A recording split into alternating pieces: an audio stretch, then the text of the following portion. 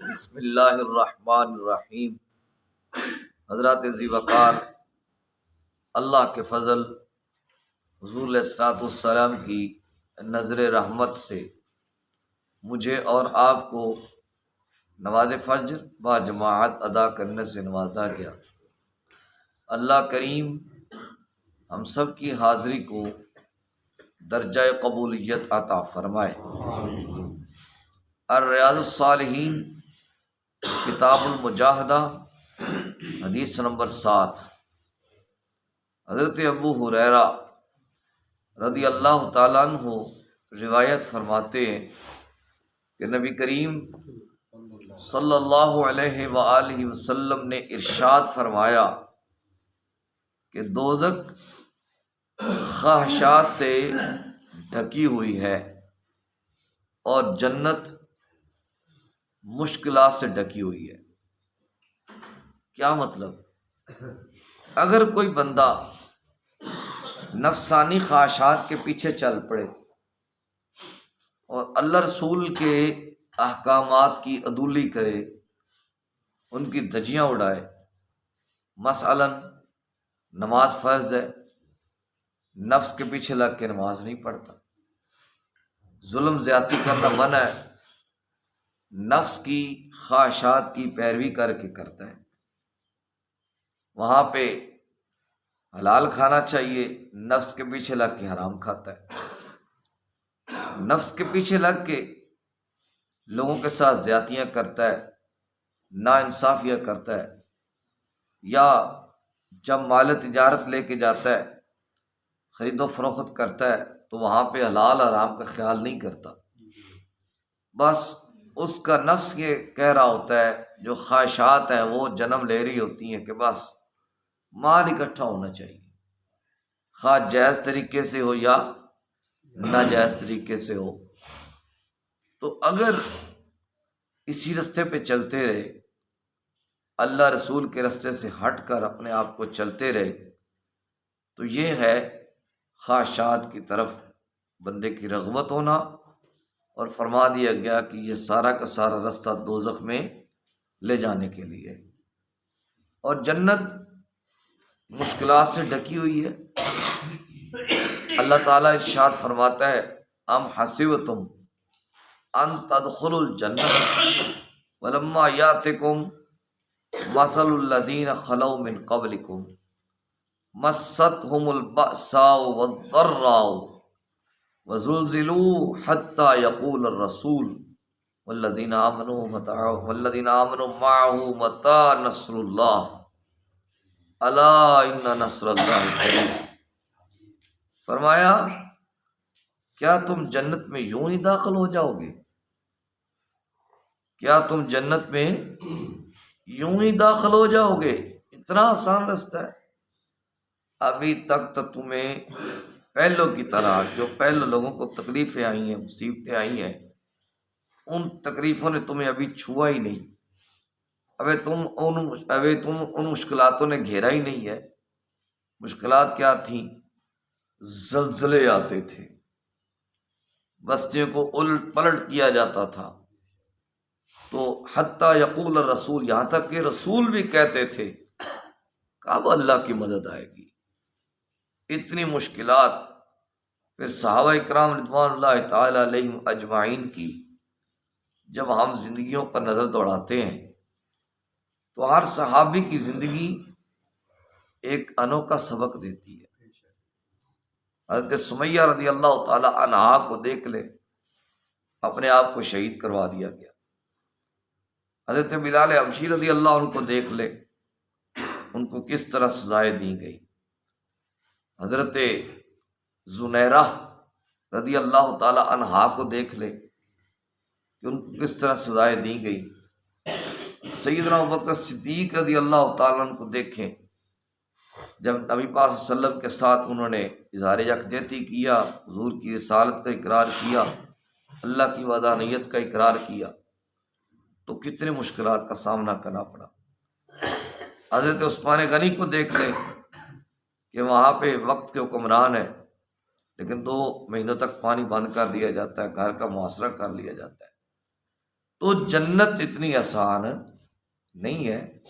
جنت کو پانے کے لیے کافی ساری بندے کو جد و جہد کرنی پڑتی ہے، اور نماز کی پابندی کرنی پڑتی ہے، حلال اختیار کرنا پڑتا ہے، والدین کی فرما برداری کرنی ہوتی ہے، میاں بیوی کے درمیان ایک انصاف ہونا چاہیے، اولاد کے درمیان انصاف ہونا چاہیے. سیدنا فاروق اعظم رضی اللہ تعالیٰ عنہ کا زمانہ تھا. آپ کی عادت مبارکہ یہ تھی کہ جب آپ گورنر مقرر کرتے، آج کا بھی ایک گورنر ہے، ایک اس دور کا بھی گورنر تھا، جب گورنر مقرر کرتے تو اس کے بعد آپ کچھ عرصے کے بعد تشریف لے کے جاتے اس علاقے کی جو جامع مسجد ہوتی اس میں آپ تشریف فرما ہوتے، اور اس علاقے کی پوری قوم کو آپ اکٹھا کرتے، اور آپ قوم سے فرماتے کہ بھائی تمہارا گورنر ٹھیک کام کر رہا ہے یا نہیں کر رہا ہے، یا جو اس کے خلاف شکایات ہیں وہ مجھے درج کرواؤ. اسی طرح ایک علاقے کے گورنر تھے حضرت سعید بن عامر جموع رضی اللہ تعالیٰ عنہ. حضرت عمر فاروق رضی اللہ عنہ تشریف لے گئے، آپ نے لوگوں کو جمع کیا تو فرمایا بھائی یہ تمہارے گورنر ہیں، ان کے خلاف کوئی شکایات ہیں تو وہ مجھے درج کرو. لوگوں نے کہا 4 شکایات ہیں. کتنی؟ 4 شکایات ہیں. نمبر 1، یہ پہلے یہ ہوتا تھا کہ فجر کے بعد ہی مل جاتے تھے، لیکن اب یہ ڈیوٹی پر لیٹ آتے ہیں. نمبر 2، ہفتے میں 1 دن چھٹی کرتے ہیں. نمبر 3، یہ جب روتے ہیں تو اتنے رو رو کے بے ہوش ہو جاتے ہیں، ان پر غشی طاری ہو جاتی ہے. نمبر 4، یہ رات کو نہیں ملتے، دن کو ملتے ہیں. حضرت فاروق اعظم رضی اللہ تعالی عنہ نے گورنر سے فرمایا بھائی تمہارے خلاف 4 شکایتیں ہیں، ان کا جواب دو. یہ تو تھا نہیں کہ گورنر پنجاب کو ہم مل ہی نہ سکے، یہ تو تھا نہیں اس وقت. اب تو ہم نے شاید گورنر پنجاب بھی نہ، جو گورنر ہاؤس ہے وہ بھی نہ دیکھا ہو، اور جہاں بھی شاید دیکھ نہ پائے. ماشاءاللہ پروٹوکول ہی اتنا ہوتا ہے، سیکیورٹی اتنی ہوتی ہے. ہماری تو ملاقات ممکن ہی نہیں ہے نا گورنر سے. اچھا، اب آپ نے پہلے تیری شکایت یہ ہے کہ رات کو نہیں ملتا، دن کو ملتا ہے. گورنر صاحب نے اپنی داڑھی شریف کی طرف اشارہ کیا، فرمایا اب یہ سفید ہو چکی ہے، اب یہ سفید ہو چکی ہے. اٹھ فریدا ستیا تے داڑھی آیا ہی بور، اگا رہ گیا نیڑے تے پیچھا رہ گیا دور. فرمایا یہ داڑھی سفید ہو چکی ہے، اب موت کا وقت قریب ہو چکا ہے. تو دن میں نے اللہ کی مخلوق کے لیے رکھا ہے، رات میں نے اللہ کے لیے رکھی ہے. رات کو میں اللہ اللہ کرتا ہوں، دن کو مخلوق کی خدمت کرتا ہوں، رات کو میں اللہ کو مناتا ہوں. حضرت عمر فاروق رضی اللہ تعالیٰ عنہ کی آنکھوں سے آنسو آ گئے. فرمایا ہفتے میں 1 دن چھٹی کیوں کرتے ہو؟ کہا آپ کو کیا بتلاؤں، وقت کے گورنر ہیں، وقت کے گورنر ہیں. کہتے کاش یہ میرا راز فحش نہ ہوتا، لیکن چونکہ آپ امیر المومنین ہیں، آپ نے پوچھا ہے تو اب بتانا تو میری ذمہ داری ہے. تو فرمایا کیا وجہ ہے، ہفتے میں 1 دن چھٹی کیوں کرتی ہے؟ کہا حضور ایک ہی سوٹ ہے، گورنر ہے. کون ہے؟ گورنر ہے. کہا ایک ہی سوٹ ہے، ہفتے میں 1 دن اس کو میں اتارتا ہوں اور دھلائی کرتا ہوں، اور بیوی کے کپڑے پہن کے گھر میں بیٹھا رہتا ہوں، بیوی کے کپڑے پہن کے گھر میں بیٹھا رہتا ہوں. وہ حضور 1 دن کپڑے خشک ہونے میں لگ جاتا ہے تو معاف کر دیں، میں کیا کروں، میرے پاس سوٹ ایک ہے، اتنے ذرائع نہیں ہے، کوئی انتظامات نہیں. وقت کا گورنر ہے. آج کے گورنر کو پتا ہوگا میرے کتنے سوٹ ہیں، گورنر کو بھی پتا نہیں ہوگا میرے کتنے سوٹ ہیں. شاید اس کی بیوی کو پتا بھی نہ ہوگا اس کی کتنے سوٹ ہیں. کیوں؟ صبح اور پہن رہے ہیں، دوپہر کو اور پہن رہے ہیں، شام کو اور پہن رہے ہیں. ٹھیک ہے، یہ گورنر ہے، ہمارے ٹیکسوں کے سوٹ لیے جا رہے ہیں. خیر بات کہیں اور نہ نکل جائے.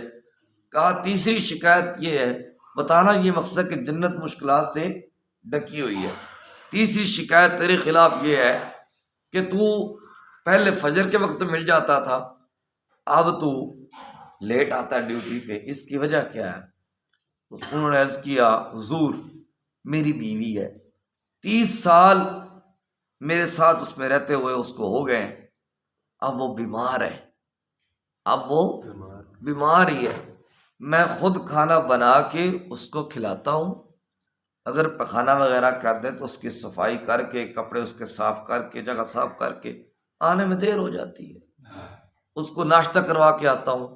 آپ تو خان شاہ میں رکھے ہوتے ہیں نا، آپ تو جناب گورنر تک کھانا آنے کے لیے کئی لوگ چیک کرتے ہیں پہلے کہ کہیں اس میں ملاوٹ نہ ہو گئی ہو، کیونکہ ڈر ہے نا، اندر سے ڈر ہے، اندر سے ڈر ہے۔ جب اندر سے بندے کو ڈر پیدا ہو جائے نا، پھر بندے کی زندگی سے سو ختم ہو جاتا ہے، پھر رات کو سوتے وقت نیند کی گولیاں کھانی پڑتی۔ بھی چوتھی شکایت یہ ہے کہ جب تم روتے ہو تو رو رو کے بے ہوش ہو جاتے ہو، اس کی وجہ کیا ہے؟ انہوں نے عرض کیا کہ اللہ اکبر، انہوں نے عرض کیا حضور آپ کو پتہ ہے 40 سال میری عمر زمانہ جاہلیت میں بیتی ہے، میں نے اس کے بعد اسلام قبول کیا ہے۔ حالانکہ مسئلہ یہ ہے کہ جب بندہ اسلام قبول کرتا ہے تو بندے کے پہلے گناہ سارے کے سارے معاف ہو جاتے ہیں، بندے پر کسی قسم کا کوئی جرم نہیں رہتا۔ تو جب مجھے 40 سال کے گناہ یاد پڑتے ہیں نا، تو میں ان گناہوں کی وجہ سے رو رو کے بے ہوش ہو جاتا ہوں، ان گناہوں کی وجہ سے رو رو کے بے ہوش ہو جاتا۔ وقت کا گورنر ہے، آج تو شاید گورنر سے نماز سنی جائے تو ہو سکتا ہے وہ بھی نہ آئے۔ تو یہ ہم نے معیار اور بنا رکھا ہے۔ بتلانے کا مقصد یہ تھا کہ جنت مشکلات سے ڈکی ہوئی ہے، جنت مشکلات سے ڈکی ہوئی ہے۔ جب چاروں شکایات درج ہو گئیں، اب وقت کے گورنر نے کہا حضور اب میرے خلاف سزا کا اعلان فرمائیں، اب میرے خلاف سزا کا اعلان فرمائیں، چونکہ میری چاروں شکایات درج ہو چکی ہیں۔ حضرت عمر نے ہاتھ اٹھائے، کہا اللہ مجھے اس جیسے اور بھی گورنر عطا فرما، مجھے اس گورنر جیسے اور بھی گورنر عطا فرما، تاکہ حضور کی امت کی محافظ کے لیے میں گورنر ایسے قائم کر سکوں۔ تو یہ ہے جنت مشکلات سے ڈکی ہوئی ہے، جنت اتنی آسان نہیں ہے، جنت کے لیے بہت زیادہ محنت کرنی پڑتی ہے۔ اللہ پاک سے التجا ہے، اللہ پاک مجھے آپ کو حقیقت دین کو سمجھنے کی توفیق عطا کرے۔ وصلی اللہ تعالی علی حبیبہ الاعلی سید الانبیاء محمد وعلی آلہ واصحابہ اجمعین برحمتک یا ارحم الراحمین۔